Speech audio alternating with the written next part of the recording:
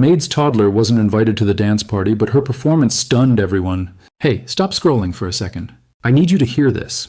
There was a little girl, just 3 years old, who wasn't even supposed to be in the room. She had no invitation, no fancy dress, no name on any list. She was just the maid's daughter, a child who nobody noticed. A child who was told very coldly to stay out of sight. But that night, in front of hundreds of the wealthiest people in the city, this tiny little girl walked onto a grand ballroom stage alone and did something that made every single person in that room go completely silent. Grown adults started crying. A billionaire stood frozen. And one woman who had tried so hard to erase this child from the evening couldn't move a single muscle. Stay with me because this story will break your heart before it heals it. Welcome back, my friend. I'm so glad you're here today because the story I'm about to tell you is one of those stories that stays with you long after it's over. It reminds you what really matters in this world. Where are you watching from today? Drop your city or country in the comments. I love seeing how far this community reaches. And if you're new here and you love stories that make you feel something real, something human, go ahead and hit that subscribe button. We tell stories here that touch the soul. Now let's go back to where it all began. She had been on her feet since 5 in the morning, and the night hadn't even started yet. Her name was Maria, 29 years old, with dark circles under her eyes that no amount of sleep could erase anymore, and hands that had grown rough from years of scrubbing, polishing, and carrying things that were never hers to own. She had come to this country 6 years ago with a single suitcase and a heart full of hope. Hope that she could build something better, something safer, something real. And for 6 years, she had worked inside the walls of one of the most breathtaking mansions in the city, a 60-room estate owned by a man named Ethan Caldwell, 38 years old, a billionaire who had built his fortune in technology and real estate, a man whose name appeared in magazines beside words like visionary and empire. The mansion had marble floors that gleamed like mirrors, crystal chandeliers that threw rainbow light across every ceiling, and gardens so perfectly manicured that even the roses looked like they had been placed there by hand.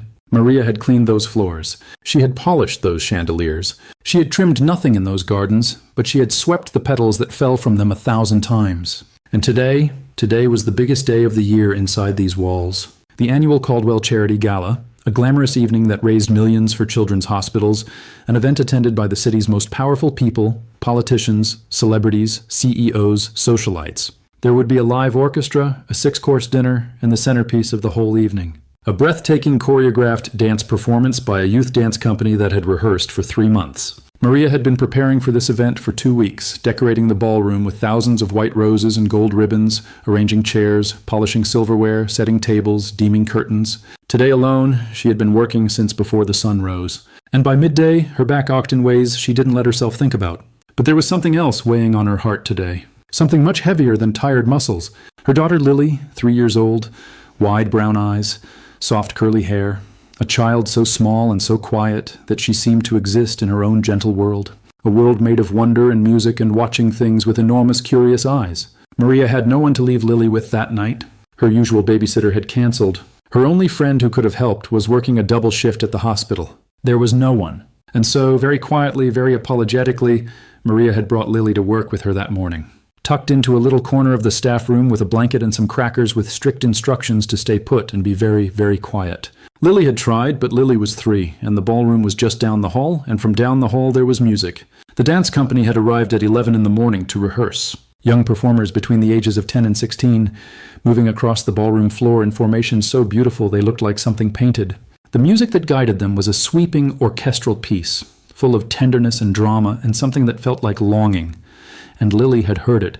From her little blanket in the staff room, she had heard it. And like a flower turning towards sunlight, she had slowly, quietly, patted her tiny feet down the hallway, pressed her back against the wall just outside the ballroom door, and watched. She watched with her mouth open. She watched with her small fists pressed against her cheeks. She watched the dancers move and spin and reach their arms toward the ceiling, and something inside her little 3-year-old heart recognized it. Not the steps, not the technique, but the feeling. The pure, overwhelming feeling of the music. Maria found her there an hour later, not crying, not causing trouble, just watching, swaying the tiniest bit side to side as the music played. Maria's heart squeezed so hard she almost couldn't breathe. Have you ever looked at your child and felt both overwhelming love and overwhelming grief at the same time? Like you wanted to give them the whole world and were terrified you never could? She knelt beside Lily and whispered gently that she needed to go back to the staff room. Lily turned and looked at her mother with those enormous brown eyes. And without a single word of protest, she took Maria's hand and walked back. But her little head turned the whole way down the hallway, Still listening to the music, Maria watched her go and felt something crack quietly inside her chest. What would you do if you were in Maria's position? Exhausted, invisible, and raising a child alone inside a world that barely saw you. She wiped her eyes with the back of her wrist. Then she straightened her uniform, picked up her polishing cloth, and went back to work. Because that was what Maria did. He kept going. She always kept going. She didn't even look at Lily when she said it. And somehow that was the cruelest part. Her name was Victoria Hargrove, 36 years old, Ethan Caldwell's fiancée of 8 months, a woman who wore elegance like armor and carried herself through every room as though the room had been designed specifically for her arrival. She was beautiful in the way that expensive things are beautiful, polished, deliberate, and somehow cold underneath. Victoria had planned this gala, every detail, every centerpiece, every menu card, every lighting angle. She had spent 4 months on it. And tonight was going to be perfect. It was going to be the night that cemented her place in the city's social world. Not just as Ethan's fiancée, but as someone of consequence, someone who mattered. She had walked through the ballroom at 2 o'clock in the afternoon doing a final inspection when she saw something that made her stop dead in her tracks. Child sitting in the corner near the stage, cross-legged on the floor, watching the dancers rehearse with absolute silent fascination. Curly hair, tiny shoes with a little bow on the left one that had come untied. Crackers in her lap. Victoria's jaw tightened. She turned and found Maria immediately. She had a talent for finding the right person to be displeased with. Maria was arranging floral centerpieces on the dining tables and looked up when she heard her name spoken in that particular tone. That clipped, precise tone that meant something was wrong. "Is that your child?" Victoria said, not asked. Maria set down the roses. "Yes, ma'am. I'm so sorry. I had no babysitter tonight, and she's being very quiet. She won't cause any. She's not supposed to be here." Victoria's voice was perfectly calm. The calm of someone who had decided something and was simply announcing the decision. "This is a private gala. Staff do not bring their children to private galas." "I understand, ma'am, and I want her kept out of sight." "Completely out of sight? If any of the guests see a toddler wandering around before the event, it will look unprofessional. It will reflect poorly on the entire evening." She paused and let her gaze drift briefly, just briefly, to where Lily sat in the corner, still watching the dancers, completely unaware that she was being discussed. "Keep her in the back, the staff corridor, and keep her quiet." Maria nodded. Her hands were very still at her sides. "Yes, ma'am." Victoria turned and walked away. Her heels clicked against the marble floor like the ticking of a clock. Maria walked to Lily and crouched down. Lily looked up at her with a bright face, still glowing from watching the dancers. "Mama," she whispered. "They fly." Maria's throat closed. She gathered her daughter into her arms and held her just a moment longer than she needed to. "I know, baby," she whispered into Lily's curls. "I know they do."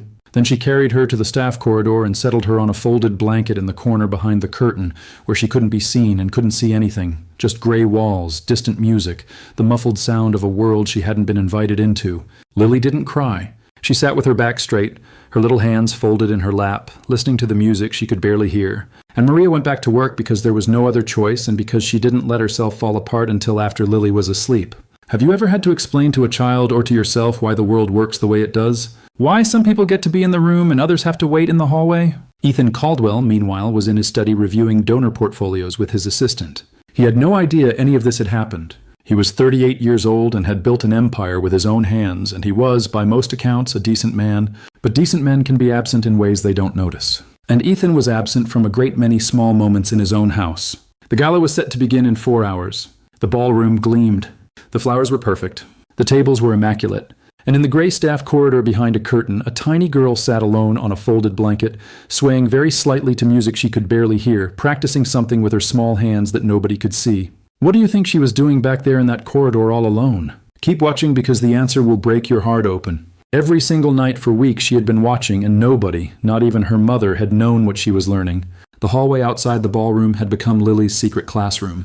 It had started 3 weeks earlier when the dance company first arrived to begin rehearsals. Maria would tuck Lily into the staff room each day and go to work. And each day Lily would find her way to that hallway, not into the ballroom. She understood somehow that she wasn't supposed to go in, but the door was often left slightly open. And from the hallway, if you pressed your back against the wall and tilted your head at exactly the right angle, you could see a long strip of the ballroom floor.